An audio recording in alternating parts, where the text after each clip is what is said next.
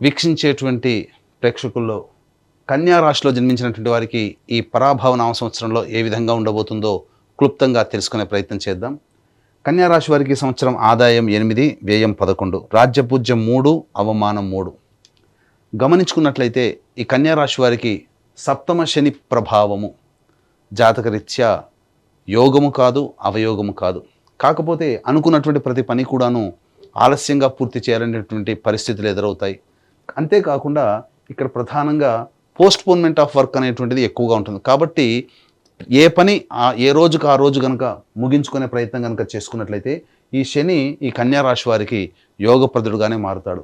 ఇక తదనంతరం ఈ కన్యా రాశి వారికి షష్టమ రాహు డిసెంబర్ 5వ తారీఖు వరకు ఉన్నటువంటి కారణం చేత ప్రతి పనులలో కూడాను పోటీతత్వంతో ముందడుగు వేస్తూ అన్నిట్లో కార్య విజయాన్ని సాధించుకునే విధంగా మీ యొక్క ప్రణాళిక ఉంటుంది అని చెప్పొచ్చు. తద్వారా అన్ని విధాలుగా ఈ రాహువు అన్ని విధాలుగా శత్రుంజయత్వాన్ని, కార్య అనుకూలతని కలగజేస్తాడు. ఇక 12వ ఇంట కేతు యొక్క ప్రభావం రాహుకి వ్యతిరేకంగా ఫలితాలు ఇచ్చేటువంటి స్థితి అనేటువంటిది ఉంటుంది. కాబట్టి రాహు ఎంత సమర్థవంతంగా మీ యొక్క ప్లాన్ని మీ తెలివితేటలతో మీరు అమలు పరుచుకోవాలనుకుంటారో ఈ కేతు ఇక్కడ వ్యయస్థానంలో స్థితి పొంది ఉండి ఆ యొక్క అమలుకు వచ్చేటువంటి ఇంప్లిమెంటేషన్ అయ్యేటువంటి పనులలో ఆటంకాలు తరచూ కలగజేస్తుంటాడు.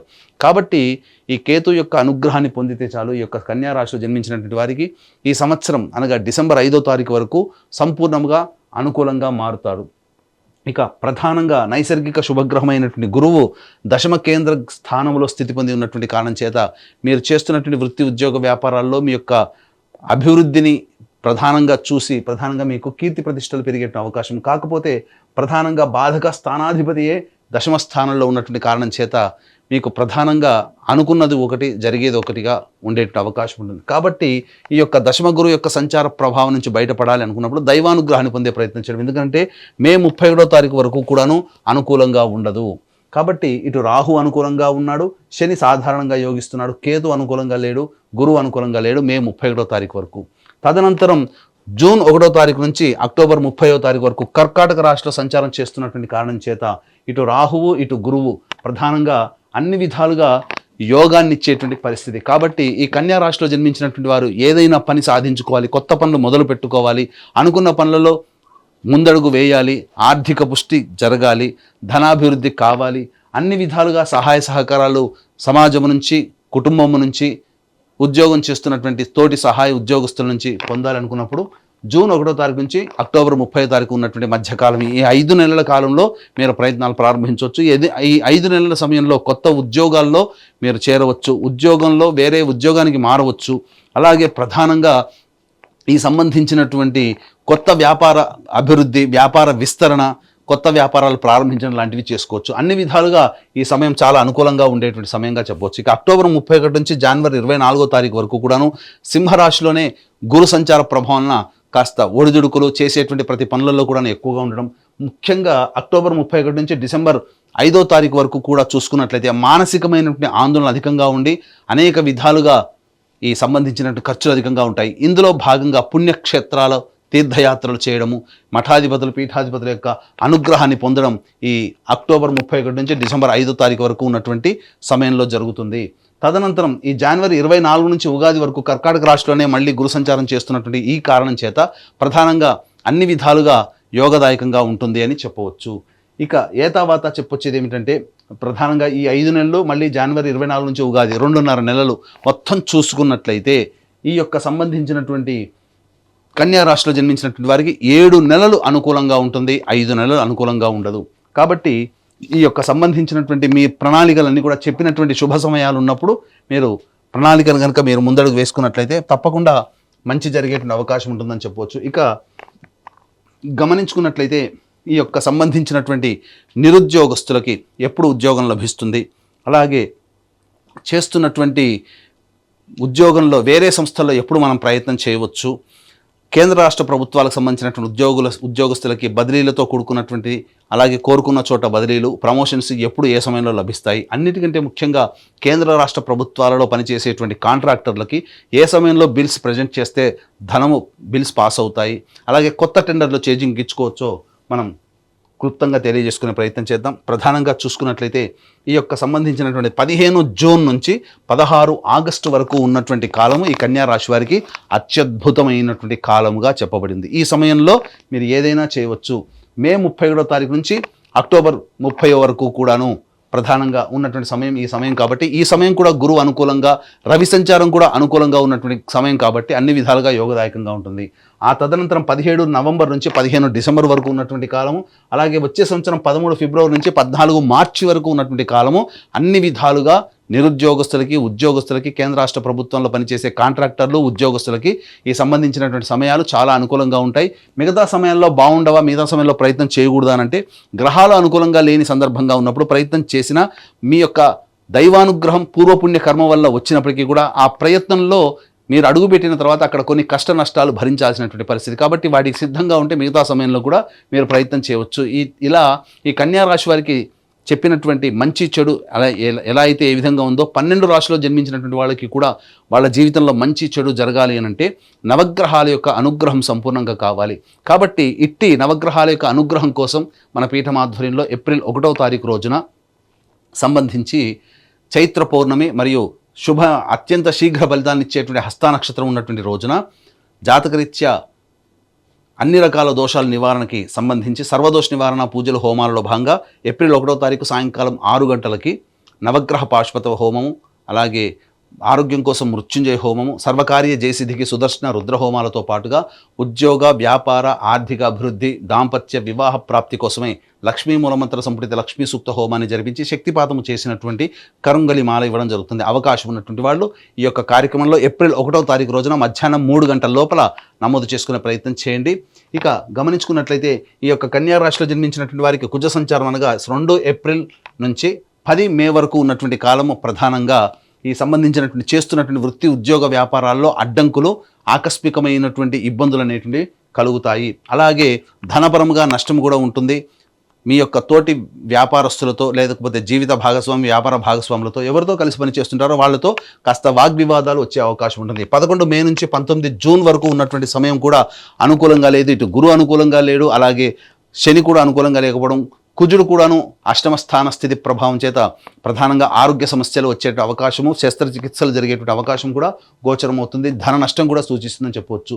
20 జూన్ నుంచి 1 ఆగస్టు వరకు ఉన్నటువంటి కాలము ఈ సమయము ప్రధానంగా గమనించుకున్నట్లయితే ఈ సంబంధించినటువంటి మీతో పరిచయస్తులు మిమ్మల్ని మోసం చేసేటువంటి అవకాశము గోచరమవుతుంది. అలాగే గృహంలో ప్రశాంతత ఉండదు. ఇంట్లో కంటే బయట ఎక్కువగా ఉండాల్సినటువంటి పరిస్థితి, వాహన ప్రమాదాలు చోటు చేసుకునే అవకాశం ఉంటుంది. ముఖ్యంగా ఆస్తి సంబంధమైనటువంటి విషయాలు చర్చకు వస్తాయి. న్యాయస్థానానికి వెళ్లాల్సినటువంటి పరిస్థితి ఏర్పడుతుంది. ఉద్యోగస్తులకైతే చేస్తున్నటువంటి ఉద్యోగంలో కాస్త చెయ్యని నేరానికి మీ మీద శిక్ష పడేటువంటి అవకాశం గోచరమవుతుంది. 1 ఆగస్టు నుంచి 17 సెప్టెంబర్ వరకు ఉన్నటువంటి సమయం ప్రధానంగా మీరు సంతోషంగా ఉంటారు, కానీ గృహంలో ప్రశాంతత ఉండదు. అలాగే సంబంధించినటువంటి సంతానమూలకంగా కష్టాలు, నష్టాలు అనేటువంటివి ఉంటాయి. మీలో అత్యుత్సాహం ఉండడం, ఎదుటివారిని చులకనగా చూడడం వల్లనే మీరు ఎక్కువగా కష్ట నష్టాలు కొని తెచ్చుకుంటారని చెప్పవచ్చు. 18 సెప్టెంబర్ నుంచి 11 నవంబర్ మధ్య ఉన్నటువంటి కాలం చాలా అద్భుతమైనటువంటి కాలము. ఈ సమయం కూడా గురువు అనుకూలంగా ఉంటాడు, రాహు అనుకూలంగా ఉంటాడు. కాబట్టి చేస్తున్నటువంటి వృత్తి, ఉద్యోగ, వ్యాపారాల్లో ఏదైతే జూన్ 1వ తారీఖు తర్వాత మీరు మొదలుపెట్టినటువంటి కార్యక్రమాల్లో వాటికి సంబంధించినటువంటిది ఈ 18 సెప్టెంబర్ నుంచి 11 నవంబర్ లోపల అద్భుతమైనటువంటి ప్రగతిని సూచిస్తారు. ఆకస్మికమైనటువంటి ధనప్రాప్తి, మీకు విశేషమైనటువంటి రాజయోగం కలిగేటువంటి సమయంగా చెప్పవచ్చు. 12 నవంబర్ నుంచి 8 మార్చి వరకు ఉన్నటువంటి కాలము కుజుడు స్తంభించి వ్యయస్థానంలో స్థితి పొంది ఉండడం. ప్రధానంగా గమనించుకున్నట్లయితే సోదరిమణులతో విభేదాలు, అలాగే శక్తికి మించి పని చేయలేకపోవడము, అలాగే సంబంధించినటువంటి న్యాయస్థానము, అలాగే శత్రువులతో ఓడిపోవడము లాంటివి, అనగా మీరు చేస్తున్నటువంటి పనులలో మీరు ఓటమి పాలవ్వడము అనేటువంటివి జరిగే అవకాశం ఉంటాయి. కాబట్టి జాగ్రత్తలు పాటించండి.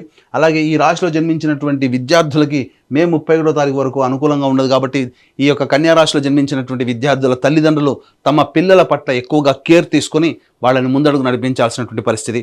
అలాగే విదేశీ యానం, విదేశీ విద్యకు సంబంధించినటువంటి ప్రయత్నాలు ఏవైతే ఉన్నాయో అవన్నీ కూడాను ఈ జూన్ 1వ తారీఖు నుంచి అక్టోబర్ 30వ తారీఖు వరకు ఉన్నటువంటి సమయం. ఆ సమయంలో మీరు విదేశీ విద్యకి మీరు ఖచ్చితంగా వెళతారు. అలాగే విదేశాల్లో ఉన్నటువంటి వాళ్ళకి కూడా ఈ సమయం చాలా అనుకూలము.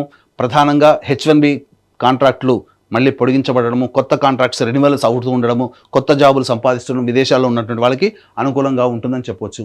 ఇక గమనించుకున్నట్లయితే ఈ రాశిలో జన్మించినటువంటి రాజకీయ రంగ ప్రముఖులకి ప్రధానంగా రాహువు, గురువు, శని సంబంధించినటువంటి గ్రహాల యొక్క అనుగ్రహం సంపూర్ణంగా ఉండడం వల్ల పార్టీ పెద్దల యొక్క ఆదరాభిమానాలు అనేటువంటి పొంది తద్వారా మంచి పదవిని పొందేటువంటి అవకాశాలు కూడా గోచరమవుతున్నాయి. ఈ రాశిలో జన్మించినటువంటి నటీనటులు, అలాగే 24 frames, electronic and printing media, social media రంగంలో పనిచేస్తున్నటువంటి వాళ్ళకి అవకాశాలు చాలా బాగా వస్తాయి. ప్రధానంగా మీ పేరు ప్రతిష్టలు పెరిగే పాత్రలు పోషించడం, తద్వారా భవిష్యత్తులో వీటికి సంబంధించినటువంటి ఫలితము వచ్చే సంవత్సరం జనవరి 24 నుంచి ఉగాది లోపల మీరు పొందుతారు. అవార్డులు సొంతం చేసుకుంటారు.